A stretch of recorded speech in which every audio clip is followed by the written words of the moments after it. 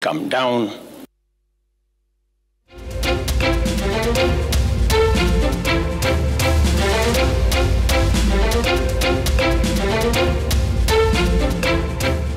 Now, the president talked about the state of the economy. They're saying that inflation had gone down, and that's exactly what we were telling you about at the top of the hour, that the numbers had literally gone down 50%. Now, here's the deal. The tough economic times in the country has pushed Kenyans to the wall, forcing them to come up with innovative ways to survive. Kenyans are getting help from a popular platform, TikTok.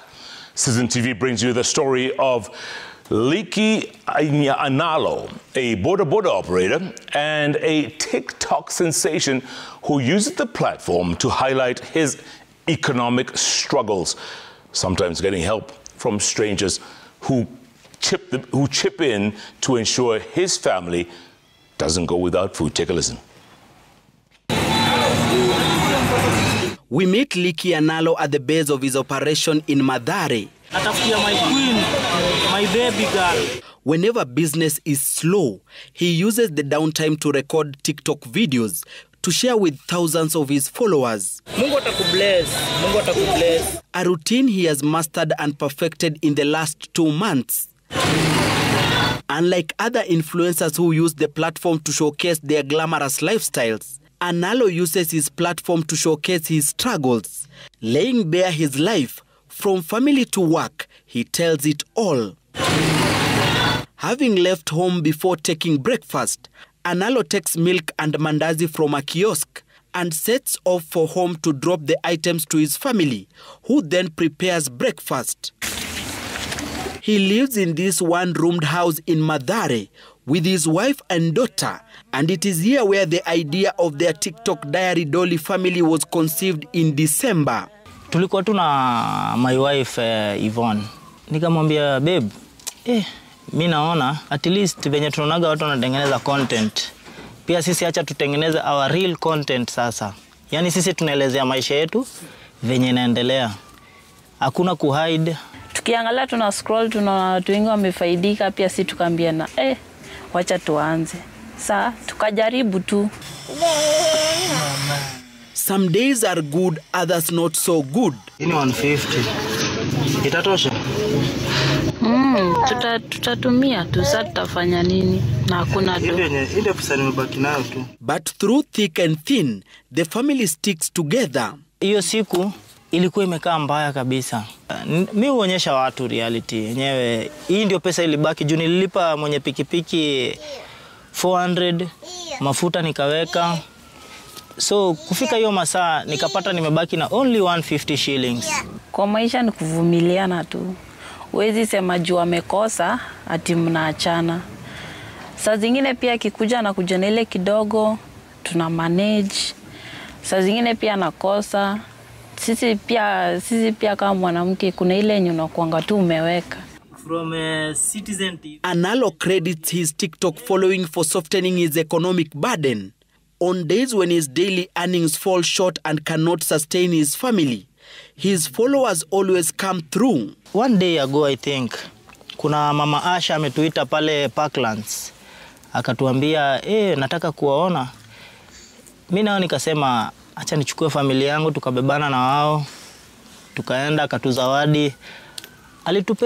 Alitupea shopping, akatupea na bag. On a good day, Analo takes home 400 shillings after remitting 400 shillings to the motorbike owner and rest to fueling.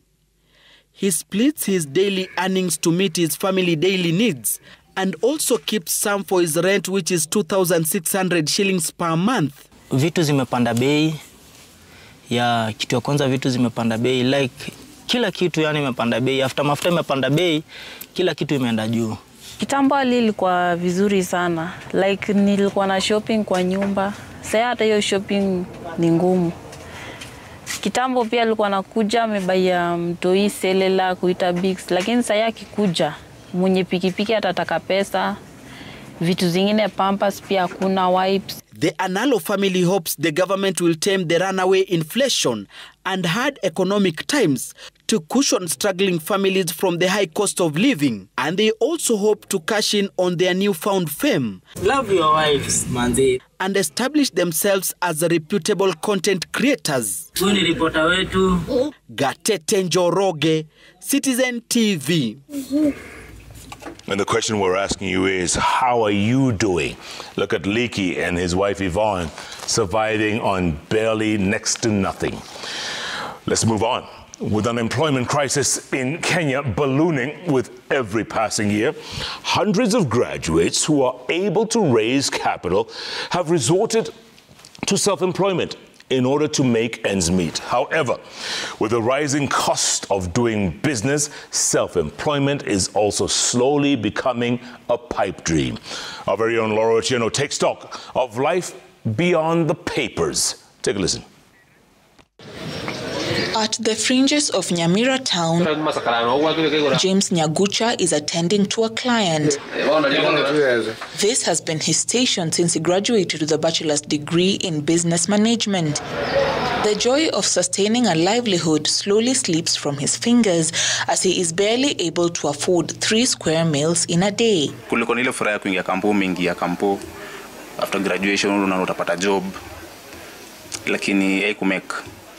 I was hoping nikuwe procurement officer at a big company kama Kemsa, at a county, lakini bado experience ile ya job bado hajafika. Income ya biashara hapa kusema tu kweli nitoshelezi kwa mahitaji yangu kibinafsi.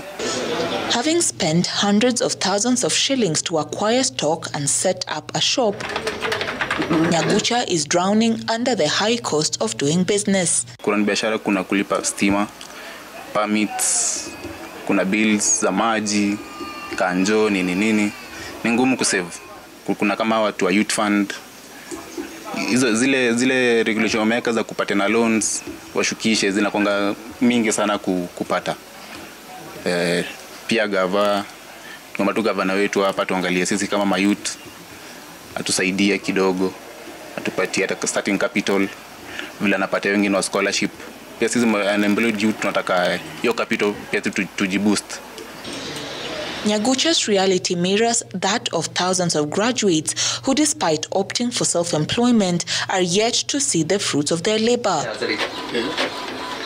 What remains to be seen is whether there would be any long-term interventions by the government to sort out the growing unemployment crisis. Laura Otieno, Citizen TV. Now listen to these statistics. The inflation rate dropped from 6.63% back in December 2023 to a low of 2.99% in December 2024. That's just last month. But why are Kenyans still struggling to make ends meet and literally living from hand to mouth? Citizen TV's Crispin Otieno spent his day with one of the families in Kisii to ascertain just what 1,000 shillings can do for you.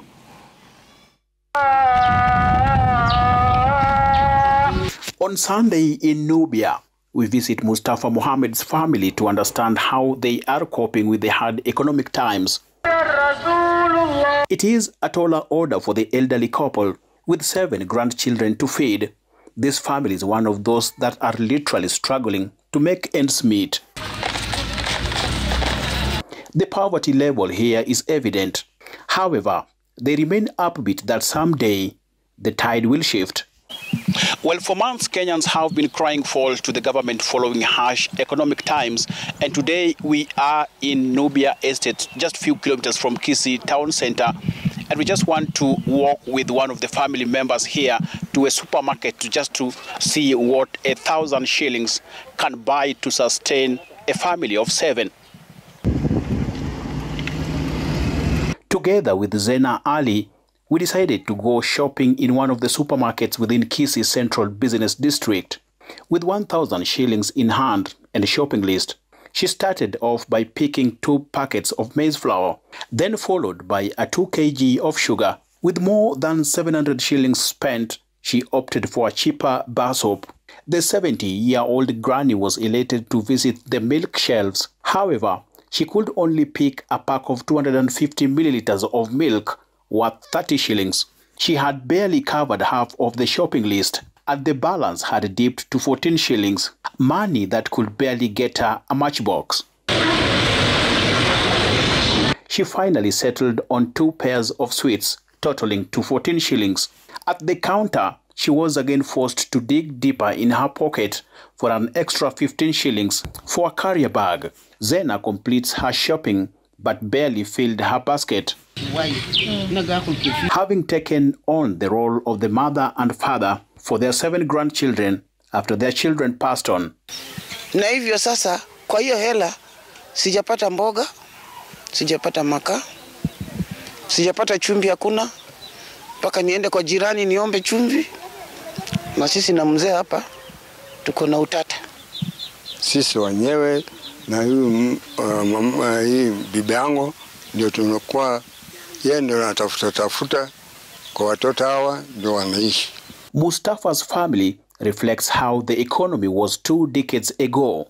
1,000 shillings was enough to buy items to last several days. Maisha ya zamani ilikuwa tofauti na sasa. Shauri maisha ya zamani, shilingi 100 tu namna hiyo, unaona unafanya kitu kubwa. Ukiniambia, ukiniuliza 1,000 kitambo, 1,000 ilikuwa ni maana ya hela. Ni maana ya hela sana sana sana sana sana. Lakini saa hii hakuna. Hata watoto wanaanza kuwa waizi. Many families across the country are literally struggling to make a living. Lakini tunaomba angalau nafasi za kazi. Maana ukiwa na pale unafanya kazi, unapata mkopo wako kidogo, unajikimu naye. Most of them now forced to devise mechanism to make ends meet. Crispin Otieno for Citizen TV, Kisii.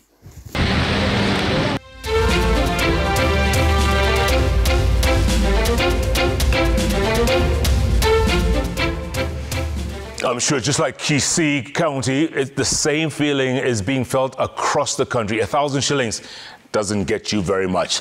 Let's go straight to our interview of the evening. We're joined by Ken Gishinga. He's an economist, and he's going to break down the numbers to us. What does this mean? And the question we're asking you is, how are you doing? Ken, good to see you. Welcome. The question is, inflation has gone down by 50% in 1 year, and still people are suffering. What does that mean? Many thanks, Jeff, for having me. Indeed, the inflation number has come down to 3%. We expect the next print to come in this coming Friday. But one has to understand the context of these inflation numbers. Number one, that 3% is looking at what is called headline inflation. So this is really an average of nearly 330 items. But what really matters most to Kenyans is food items. And when you specifically go to food items, we are seeing very high levels of inflation. Look at cabbage, for example, it's up 33%. If you look at Irish potatoes, up 24%. If you look at cooking oil or salad oil, it's really up 5%. So it's the food segment and, of course, the energy segment that continues to affect most Kenyans. But I'll tell you one more thing, Jeff. I think the big problem here is not really inflation, but unemployment. Many companies have not revised their wages upwards for their salaries for 5, 6, 7 years. And also we've seen a lot of companies lay off people over the last 2 years. So I think that really is the elephant in the room. So the bottom line, Ken, I guess things are going to get worse before they get better? Well, I think it really depends on a couple of factors. I think number one, it depends on the cost of credit. Indeed, the interest rates continue remaining very high. Yes, the CBK has lowered interest rates, but banks have not really lowered the cost of credit downwards. And that makes it very difficult for households and businesses to continue. Number two is the issue of taxes and deductions. You still see a lot of people are facing heavy deductions on their pay slips. And of course, that is affecting their purchasing power. So to the extent that we can see lower cost of credit and lower deductions, I think that can really begin turning around the economy. And you know, Ken, you just hit the nail on the head, because NSSF has gone up, has been doubled, housing tax, PAYE. I mean, it's just, we are hurting. Not just people out there, everybody's hurting. Yes, indeed. And what really happens then is people are able to afford less. And you double that with the issue of unemployment, it means the dependency ratio is quite high, where one employed person is supporting not just a family, but sometimes an extended family, and that has a draining factor. So I think these are the things that have really reduced the purchasing power, and that's why businesses are not finding the number of clients that they were used to in the past. Bottom line, Ken, as Kenyans, what can we do? What should we do? Well, a couple of things, as I said. I think, first of all, we need to look at our cost of credit. That is a big barrier, because businessmen need to have credit to open businesses and to expand. Number two, we really need to look at our tax policy. Again, are we deducting too much from Kenyans? Then also we need to look at productivity, particularly in agriculture. We need to have high levels of productivity. We are importing way too much food items. If you look at things like garlic coming from China, these are things that could be planted here in Kenya and really could support the local economy. So also boosting levels of productivity, particularly in the agriculture sector. Those can really help in turning things around.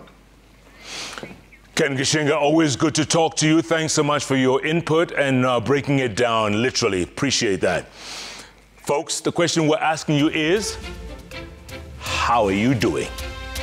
And it's not a greeting in the morning. It's how are you doing economically? People are hurting left, right, and center. January is January. How are you doing? Let me know. At Koinange Jeff, at Citizen TV Kenya, the hashtag Sunday Live. Sunday Live takes a break. We'll be back. Plenty more.